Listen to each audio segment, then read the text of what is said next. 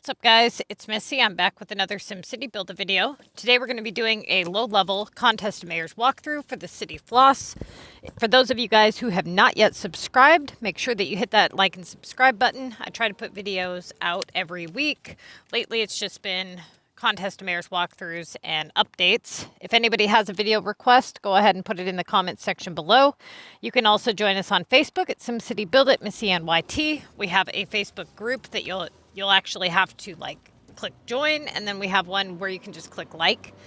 Whenever I go live and do streams, you'll get notifications on either YouTube or Facebook, depending on if you're in the group or not. Okay, so with this person, I know you're going to be watching this since it's your weekly review. Make sure that you give me more screenshots of the bottom of your list next time, because this time there wasn't very many. And you need to remember that when I do these walkthroughs, I need to be able to look at the bottom of your list more than at the beginning of the week. Okay, now, the first thing that we do is we do a setting the scene, which is where we figure out, what level the player is. That'll tell us how many factory slots they have, what kind of tokens they have, all that good stuff. Then we need to figure out what league they're in, which they're in Mega. I only grade Mega weeks. So if you want your week graded, you will need to make a shareable Google album, upload all of your screenshots in order with the first task selected. Your choice needs to be selected. I'm not going to do a process of elimination. So if you want your week reviewed, just make sure that you do all that stuff, okay? Every 4 to 5 screenshots, put a bottom screenshot in there so I can see what's at the bottom of your list. The very first thing that you would do is you start off with a task assessment. Now, a task assessment is where you go through and you say what you know about each task. And then a task breakdown is where you break it down into subcategories of main, which would be an assignment that is 2,000 points or higher, right? So that would be like a first obvious choice. Then you have rotatable, which is a task that is below 2,000 points and used to rotate in for more main tasks. Then you have premium, which is a task that can be worth up to 3,000 points. Premium assignments for low-level players. We consider shop productions and factory productions premium for low-level players, but technically the only factory production that can be worth 3,000 points is electrical, and most shop productions, if any, can be worth 3,000, okay? Okay, so non-premium is a task that cannot be worth 3,000 points. And then if they put an L on their task assessment, that means that it's limited, meaning work cards are limited. Once you run out of work cards, you're out of work cards, right? You either need to get more or you've maxed it out and you're screwed. Epic projects are limited. Once you run out of houses to convert, you'll have to upgrade for more houses. And as a low-level player who's not upgrading, you're very limited on your epics, so you want to utilize those the best that you can. The next one would be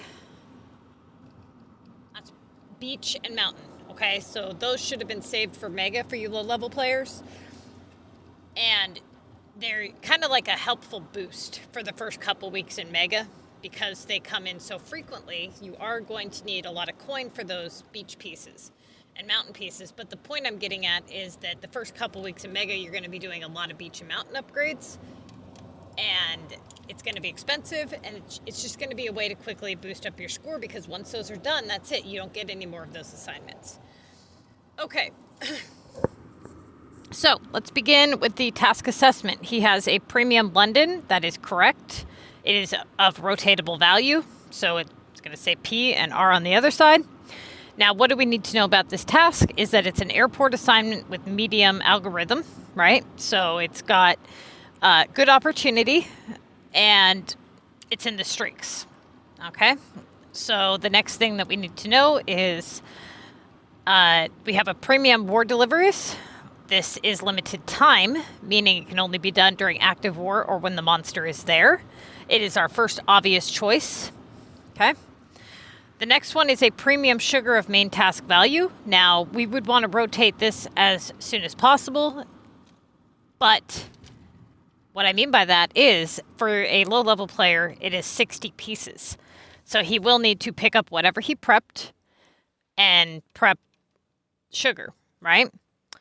That being said, we would want to work on other assignments for the time being. So I would go ahead, if I was him, and I would rotate the war deliveries first. And then if no like quick factory productions come in, then I would go ahead and just get that sugar prepping, right? Because even if he got something else, like let's say feed or glass, he would be doing the sugar first because it's faster. So he might as well just get the sugar prepped. Okay. Now, the next one is a non-premium Paris at its maximum value at main task value. So that one would obviously need rotated. Now we've got a premium no-touch, and he put cancel. This is a mistake. We would never cancel a upgrade that is of 2,000 points. Now, a lot of times you guys get into a habit of putting no-touch cancel on upgrades, but you guys need to break those habits and start paying more attention to the way that you guys are labeling your stuff, because it makes a huge difference. We're not going to cancel this, so just put no touch, okay? Anything that is of cancellation would be like an upgrade that is worth 3,000 points or higher. Okay, non-premium keys for 1,200. It's at its lowest point, so it gets marked LR, which is last resort rotatable. Now what this means is that if we were to do the keys at 1,200 points with a high algorithm rate, knowing it's going to come back, we rotate it, it comes back, it keeps coming back until when? Well, if it comes back for, let's say, 2,000, then now it's taking up a 2,000 place spot and we have to rotate it again. So it hasn't opened up any good opportunities for us, right? Because it's just going to keep taking its place back in our list, and we're just going to have kept dropping our average until we're right back where we started, with it eventually resulting in, if not immediately resulting in, its lowest value point. That being said, this should be used as a last resort. Like, let's say it's right before the streaks, you're trying to get your last upgrade, or you're trying to get maybe a long factory production secured in your main list. You can rotate this. As a result, you will likely get this back in the streaks, which would be a good thing, actually, because most streaks assignments are of low value, and this one has a tendency to come back worth 2,000 points. So that's usually what this is used for. Or if you get thrown into like reverse rotation, and every time you rotate one of your low premiums, you get nothing good in return, so you end up having to rotate your highest non-premiums. That's another example of when you would rotate a 1,200 keys. All right, the next one is a 1,200 epic. Now, in his case, he is completely out of epic projects, so he had to mark his no touch. But you guys, the people that have epics left, you would mark it with an R. The next one is a non-premium repair, last resort rotatable. The exact same thing applies here with keys as it does repair, except for repair usually comes back faster and usually worth less points than keys. The next one is a premium planks task, rotatable. This one will be good to open up some opportunity. The monster is non-premium, no touch. He marked it LR. That is not an LR task. Now, at this value, you would never rotate this in, because there's always going to be something of equal value with better opportunity in your list or higher value, right? So in this case, like, let's say it's like the last assignment and the highest one in your list is a 1,500 monster. Obviously, you're gonna do the one that gets you the most points when you have no more tasks left. That's common sense, right? But in this case, when would you ever need to do a 1,000 monster? You wouldn't. It's always in your list, and it's just a useless task. Okay, the next one is a non-premium, no-touch. I'm not sure what he means by LC. Yeah, I don't know. So in his case, it's an upgrade. Now, a few months ago when they first put out the design challenge, we were receiving both design challenge, submit design challenge tasks, and upgrade design challenge buildings at the same time. I used to pair my tasks together. Now, I've been monitoring people's screenshots for the last couple of weeks, and I've actually have not seen these two tasks in the list together. If you have both the Submit Design Challenge and the upgrade in your list, please screenshot it and send it to me so I know if they are still actually doing that. Otherwise, we have to assume that they have now made it to where you can't get those tasks at the same time. I'm still up in the air about it. I haven't marked it as factual because, like I said, I used to see them both together, and I just haven't for a while. So just let me know in the comment section below, and then send me the proof of it in your main list. Okay, the next one is he marks it as a premium war attack. It is not a premium assignment. It is a non-premium. Okay, can only be worth 2,400 points. Now, what we do is we usually rotate this similar to the opportunity of what we would consider a premium assignment because of the fact that it is limited time. It can only be done during war or on the monster. Now, it's technically a non-premium task. It needs to be marked as a non-premium. The next one is a premium gingerbread at rotatable value. He has 3 800-point tasks. The bottom 2 can be rotated for better opportunity, and that design challenge can hold that 800 place value that you almost always have in your list. So the first obvious choice here is going to be the war delivery. Now he gets an 800 residential. Now if you look at his experience bar at the top left, he could do this, but at this value we wouldn't want to waste the experience. Doesn't make sense, right? So the next one would be to prep the sugar and do the Paris. So he does the Paris, and he gets wood. Now, remember when I said to do the war delivery, see if you get any quick factory productions? Now, usually when you have something that takes some time to complete, like a Paris, I wouldn't kick yourself too much if you prepped the sugar before that type of assignment, because then if you don't, you're looking at 45 minutes gone by, and you could have just had the stuff prepped had you not got it. It's really hard to judge these situations, so don't be kicking yourself in the ass if you did something like that. That being said, he clearly did not prep the sugar and was able to do the wood. Okay? Now, he gets a 3,000 London building. So at this point, looking at the rest of his list here, he can't do the epic, which kind of sucks. The monster's there to stay, the keys are there to stay, the repair's there to stay, and he's already got 2 upgrades in his list, 3 upgrades in his list. Let me double check. 1, 2, 3, 4, because he's got that design challenge. So he's got 4 upgrades in his list.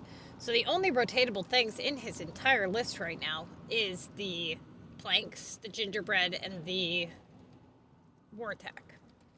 Right? Right. And the sugar. So right now he would obviously prep the sugar. Let's see.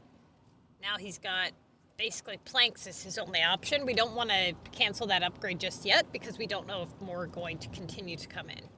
So he does the planks, I'm assuming. Nope, he took downtime for sugar. Now this was a mistake, okay? To take 8 hours of downtime right off the get-go when you don't know if more upgrades are going to just continue to roll in, he really should have rotated those planks in before he did the sugar. Okay, so he does the sugar, and he gets the 1,500 coins. Now that sucks, because now that's another assignment that is pretty much always in your list. So now he does the planks, and he gets the 1,500 wood back in, which I'm assuming he does. Okay, now there you go. There's that other upgrade that I was wondering about. So now at this point, we still can't do a cancellation. We're only 6 assignments in, and he's got little options. So he's going to have to go with one of the options down below, which would have been, what happened here? Hold up. 54, 10, 5, 6, 0, 12. He did something. You missed a screenshot, dude. You did some 1,200 point task or something. Oh, he must have done the damn coins. Okay, so here he does the coins. Right? Yep. And he gets Holly. Now, why was that a mistake? Coins are a last resort rotatable option. He knows this. And he chose to do it. Why? I don't know. Because he had other rotatable options down below. He knows that coins is only going to come back. It's going to come right back. It drops you 500 points on your average by doing it once. For it to come right back and be in your list. Now, how many times do I have to say this every damn week? He knows it's going to come right back. And he chooses to do it anyways. And there it is. For 75 whopping points less. So now he takes even less. He takes 50 points less to do the gingerbread. Why? I don't know. Because when you look at value possibility and the fact that the war card is limited, war card would have been the way to go. But he's not paying attention to that. He's only paying attention to what is considered non-premium or premium, which technically, if you go by his list, he marked the war card premium. So I don't know why he chose what he chose here.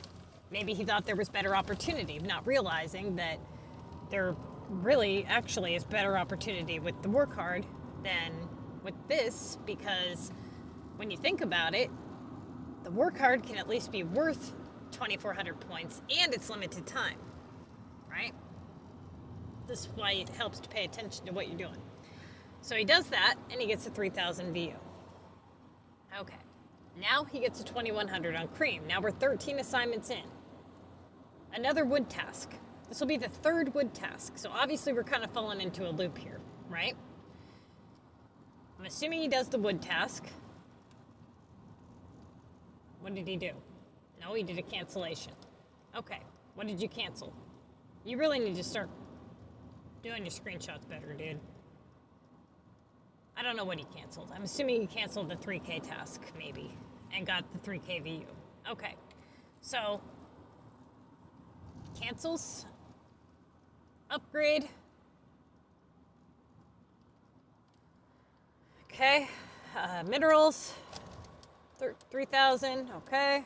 By the way, canceling was correct in that scenario. Get that with the whole, you're doing wood, repetitive, it's done it 3 times thing. Here, he does wood again. Now this is problematic because it's already come back so many times. Now we are going to have to rotate it again, yes, at some point. But we really should have opened up our other opportunities before we rotated this again. 2,400 Paris, we've had this once. 3,600 launch legendary, okay? Here's your 3,000 again. Now, the reason that I was trying to get you to understand is you were falling into a loop. You had the 2,400 Paris earlier, you had the wood earlier, then it resulted in the upgrade, which is exactly what it did here. So this doorway is leading you back to the same results, right?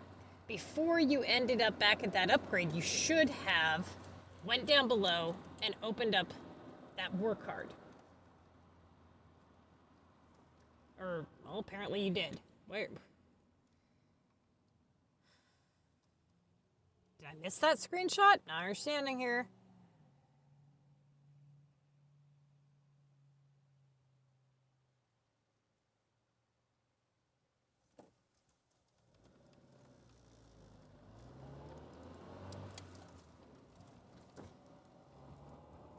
No, I did not miss it. What the hell, dude?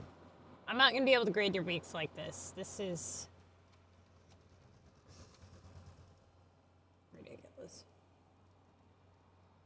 First off, I can only see like the first 3 tasks on your screenshots, which is just ridiculous. I mean, you could pull the damn picture up to show how much time is left and your score and get another assignment in there. Or do some kind of splice or something. And then you're going to have to actually show me when you do an assignment. What the hell? Did you just seriously do that again? Oh my God, dude. Okay. 18 tasks before streaks.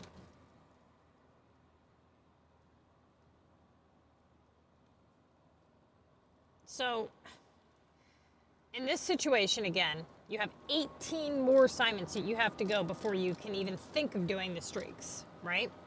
And if you're only seeing one spot that you've allowed yourself to have as a rotatable option, how many upgrades do you have? You have 1, 2, 3. Okay. It's Latin, Old Town. Okay, so 4, 5, 6, 7. You have all 7 upgrades in your list by the time you get to 18 remaining, or 18 tasks remaining before streaks. So you have a choice here.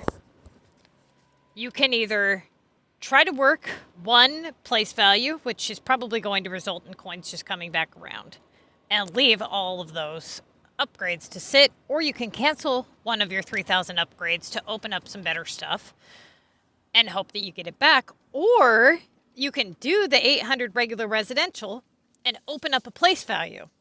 That's what I would have done. I would have done the 800 residential in hopes that it opens up something better, right?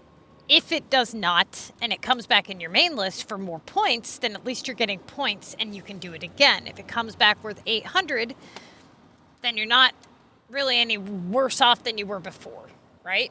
So that's what I would have done. And you went with coins. Got a Holly. I don't know what this is and why this is here. Okay. Then you get gingerbread, 3,000, and there's your coins again. Now you do keys. 13 tasks before streaks. Okay. There's keys. Knew that was going to happen, though. All right. So now what's your game plan? Just go through any just pick a number out of the hat, just whatever. Probably going to do repair now, huh? Oh no, you went with coins again, or keys again. Okay. Or delivery, launch legendary. Really? Really? Logic, please. I'm seriously wondering. Why? Even if you were on a downtime, you're only 9 tasks before streaks. What reason do you have?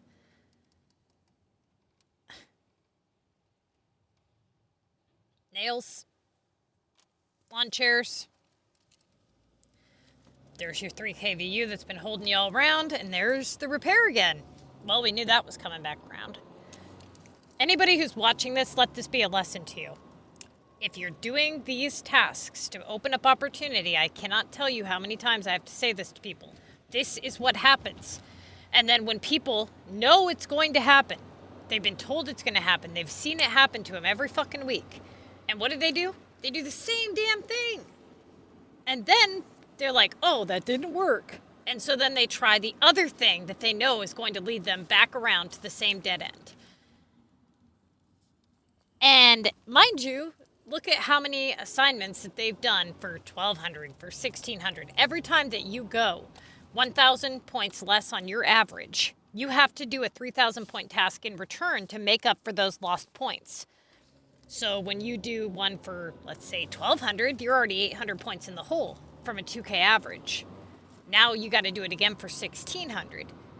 Mind you that there's very few options for high tasks to come in because all the high tasks are being taken up by upgrades. So he does the repair again over waiting and doing the launch legendary.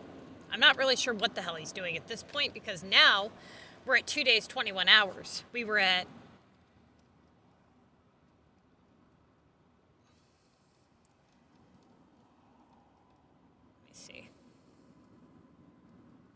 We were at 3 days, 10 hours when this came in. The most that he would have to wait is 24 hours. That's the longest he would have waited. That would be if war had ended right when he got that assignment. That's also saying that he didn't have something on the monster. Not even sure if he checked that. So now he gets Holly again. Shovels. Now he does the launch legendary. Really? Now, this makes no sense to me whatsoever. Keys always keeps coming back. There's less opportunity with keys. You've rotated keys countless times. You have a delivery to Tokyo, which has better opportunity and is of equal value. This is basic CoM math. This doesn't even take, like, all the other categories to figure out. Value, value op, and op. Those three categories.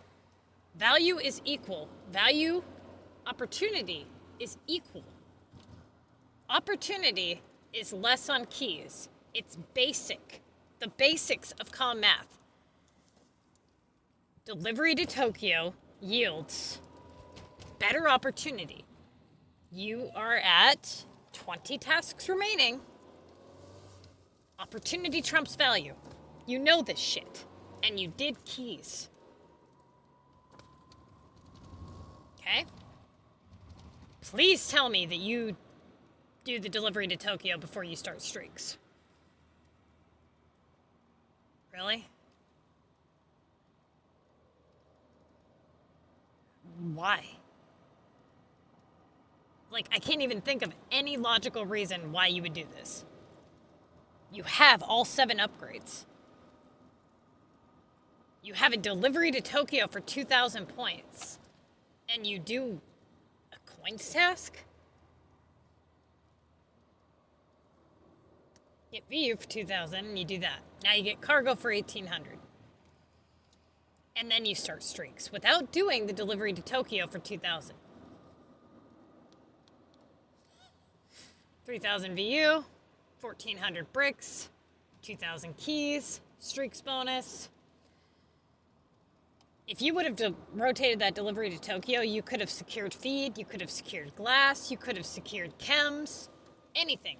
But you chose not to do that. Oh, perfect! Perfect.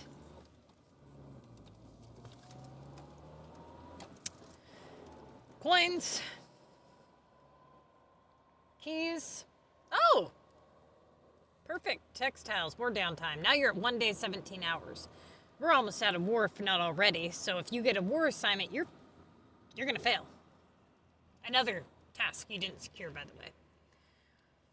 Oh, perfect. Candy canes. More downtime. Delivery to Paris. Repair. Another coins. 1,600 donuts, 1,400 caps, 1,590 on wood, 1,600 holly. These are all your loop tasks. Gingerbread, coins, repair, coins. Look at the coins, dude. It's crazy. Now you do the delivery to Tokyo. Now? Jesus Christ. Really? Really? You're done with your streaks. You're onto your tickets.